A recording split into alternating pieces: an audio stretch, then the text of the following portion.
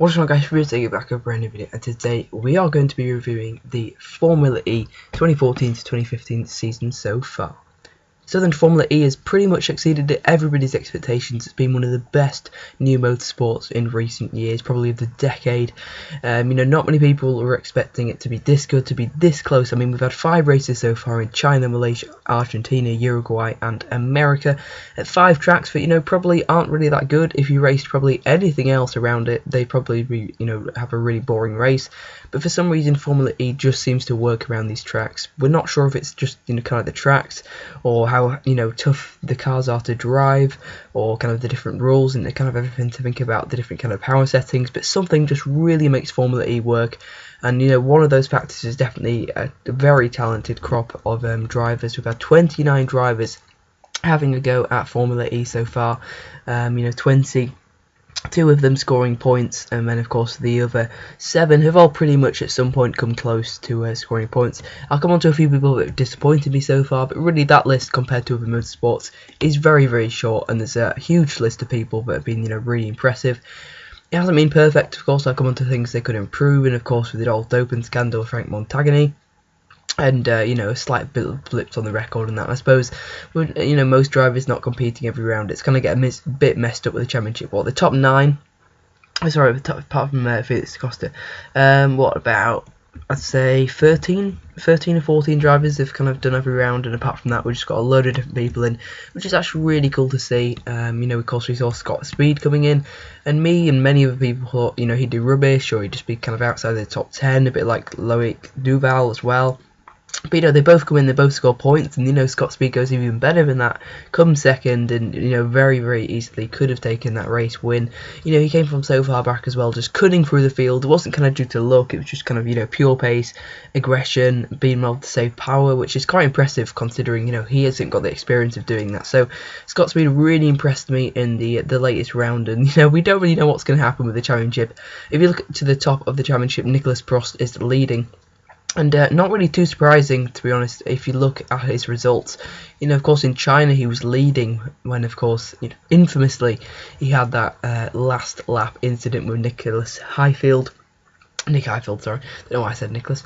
But yeah, Prost and Heidfeld, that was definitely kind of a foreshadowing of what was to come for the whole series. Just a whole lot of drama, a whole lot of excitement. Oh, sorry, it's my photograph. Prost has really, really exceeded any expectations I had. I thought, he was just going to get completely dominated by Sebastian Buemi. But of course, it's been the other way around, as Sebastian Buemi is quite far down the order in the championship at the moment. He's in 5th, but kind of the pace order we've seen from the previous 2 races. He retired in Argentina, and he came 13th in Miami. After, I don't know, probably some kind of failure, or just, kind of lack of pace. He started right at the back, so I suppose that kind of, suggests why. And, it's not just Nicholas Prost that, people had such low expectations of, and, they've exceeded them over the season. It's other people like Lucas Di Grassi, the man second in the championship. Yes, that's a Brazilian that raced for Virgin, in 2010, I believe, partnered in Timo Glock. Didn't expect much from him. We never really heard anything from him, since that kind of 2010 season. He was replaced by Jerome D'Ambrosio for the 2011 season. And, Di Grassi kind of just went along with his thing. I think he was doing, or he probably still is doing, WEC. Hadn't really heard much of him, but he rocked up at Formula E and wins the opening round. So, really impressive stuff. In terms of the teams, of course, as expected, EDAMs are doing really well. They're leading the championship. I predicted that at the start of the year, and although they, didn't score any points in the opening round, since then they've picked up 2 wins and 2 further podiums on top of that. Audi Apt Sport are second, of course, with the drivers you can guess from the name, Daniel Abt and Lucas Di Grassi. Lucas Di Grassi definitely getting the better of his teammate. Daniel Abt seems to be coming back. He's had a lot of bad luck, just like he does seem to do in any series he competes in, but finally got a podium and a solid points finish. I believe it was in Malaysia where he was going to get a podium and he got some time penalty or something that kicked him off the podium and allowed Sam Bird on.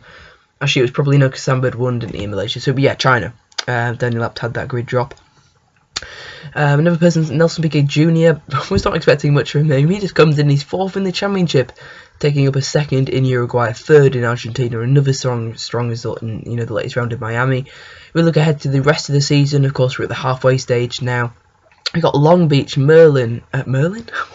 Monaco and Berlin. That was kind of a mixture of the two. And we've got Russia, and we've got rounding out the championship in London with a double header. And one race on the Saturday, one race on the Sunday. I cannot wait just for the remaining races. They're all quite close together, which is great to see, because we saw a massive gap between China and Malaysia and Argentina and USA. It was just kind of too long, kind of the off season. It'd be nice to see some races when kind of Formula 1 wasn't on, and of course, it was on during the weekend of Formula 1, but I'm sure they still got a really decent viewing. Of course, ITV4, they do a pretty good job. I really like the commentators. I thought they do a great job, but remember, they're not employed by ITV4.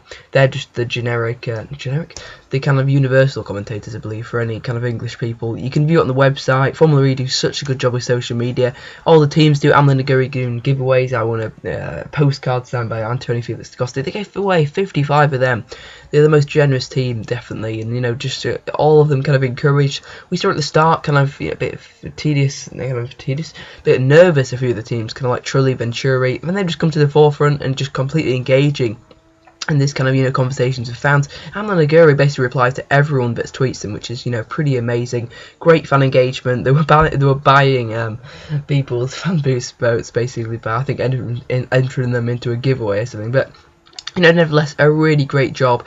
If people complain about the fan boost, I think it's a wonderful idea for something like Formula E. Hate to see it in Formula 1, but, Formula E, it just works. They've gone really adventurous. It just shows that any motorsport needs to come with a unique concept and idea, and that's certainly what they've done. They've come up with a bunch of them, dropped to the ones that haven't really worked, kind of like, the EJ. Although he's still there, and we do hear a bit of kind of music around, which is kind of, I don't know, I kind of don't really mind it, just because it's Formula E. That's what Formula E is. The pit stops can do with, a bit of improvement, but overall, just an amazing concept. Been so impressed. Sam Bird expected to be right up there. He's in third, so I watch out for Sam Bird. John-Eric Verne is actually down in 15th after, that disappointing result. Last time out.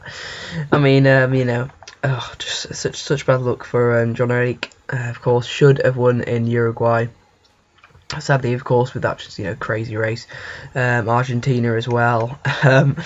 Just a lot going on with John-Eric Verne at the moment. Of course, he got a pole in Uruguay, and just instant impact in the championship. Watch out for him still. I mean, really, there's 7 points between the top two. Of course, the top guy's got 67 points, and you look down, of course, everyone's people below are on 0, right at the bottom. So 25 points for a win. We've still got 6 races to go. Anything could really happen. Everyone's still in the championship. Anyone could really win if they get a good running going. Like Sam Bird or Prost.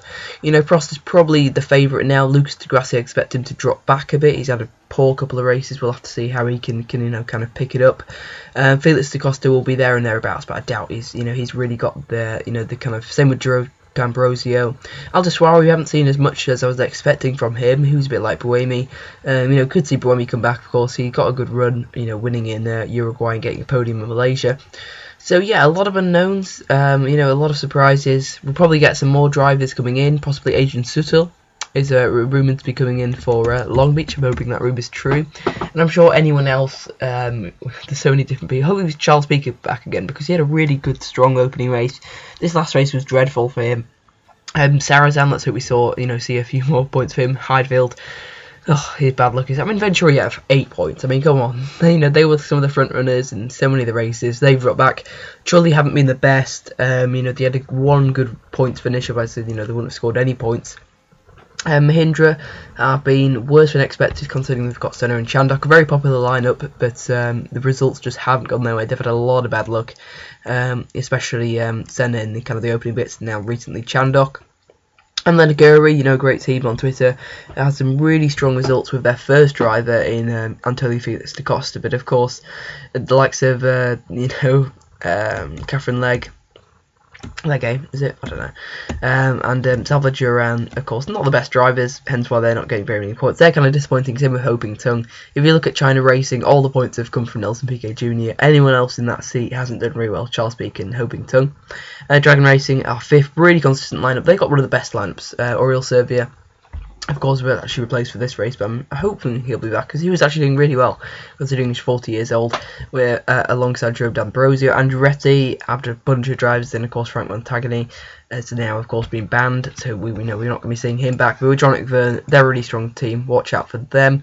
You know, the Constructors is also pretty close, although Edams have the 30-point lead.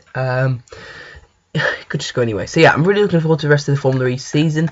If I had to give a prediction, I'd say Edam should win the Constructors. In terms of the drivers, I mean, who knows? It's not really knowledge-based, these predictions, any predictions in Formula E. You just never know what's going to happen in the races, but I'm just really excited for the rest of the season, and I'll just go with, I think, Sam Bird. You know what? I think Sam Bird's going to come through. He's going to win a few of the last races. He's going to win it. I think it could really go down to London. Wouldn't that be amazing, having 3 or 4 drivers, especially if one of them, Sam Bird, being British? Although I'm not the biggest fan of him. I don't really support any one driver, which I think is a good concept to have in Formula E. Because if you support one driver, well, they're probably going to, retire, blow up, get a energy infringement. But yeah, let me know, guys, how much are you enjoying Formula E? Is there anyone that doesn't like Formula E? What do you think any improvements could be? Who's been your standout star? You can let me know in the comment section below. But anyway, I'm just racing. I'll see you guys in my next video, and goodbye.